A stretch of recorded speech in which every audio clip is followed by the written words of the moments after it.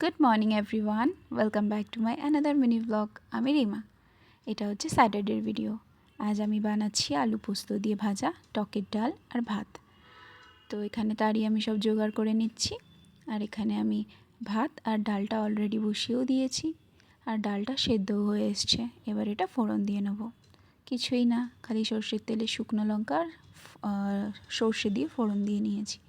বাস, রোজ কী রান্না করব আর রোজ কী টিফিনে দেবো এই ভেবে ভেবেই দিন চলছে। প্রত্যেক দিনই আমি ভাবি আজকে কী রান্না করব, আজকে কী টিফিনে দেবো। আর হচ্ছে কী রান্না করাটা মানে আদি কোনো না ভেজিটেবলস খায় না কোনো মাছ খায়, তো সেইটাই হচ্ছে একটা কঠিন ব্যাপার।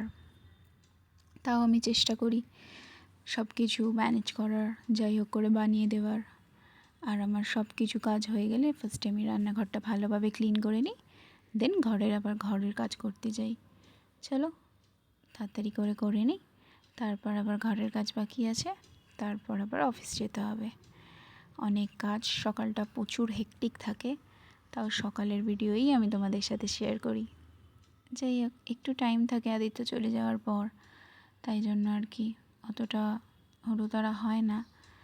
আদিত্য চলে যাওয়ার পর একটু আরামসে কাজ করা যায়, কিন্তু যতক্ষণ না আদিত্য যাচ্ছে ততক্ষণ একটু তাড়াতাড়ি করতে হয়। ব্যাস, তারপর ঘরের কাজ করে চান করে অফিস। আজকের মতো বাই, দেখা হচ্ছে পরের একটা ভিডিওতে।